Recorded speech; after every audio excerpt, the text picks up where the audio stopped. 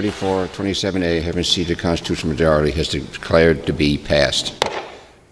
And now a massive education funding bill is just a signature away from becoming law. Senate Democrats late this afternoon approving the Student Success Act after Republicans ended their 5-day walkout. But it came at a huge cost for Democrats. KGW's Kristen Severance joins us from the newsroom.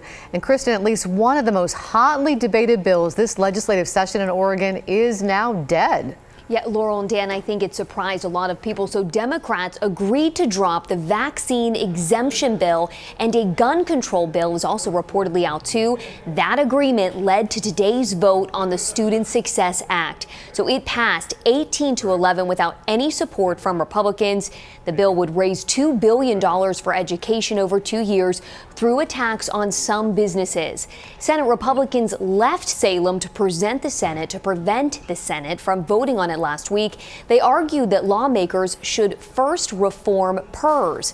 We talked with KGW political analyst Len Bergstein about why Democrats agreed to this deal.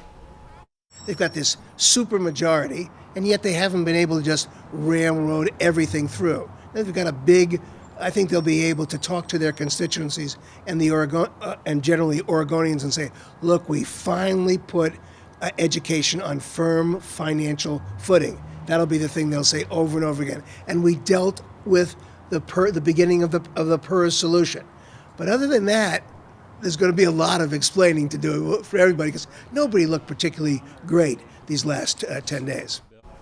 So Republican Representative Sherry Held co-sponsored the vaccine bill. She said in a statement, it's disappointing that once again the loudest, most extreme voices in our politics prevailed and the sensible center and thoughtful policy making lost, end quote. So Governor Kate Brown has promised to sign the Student Success Act.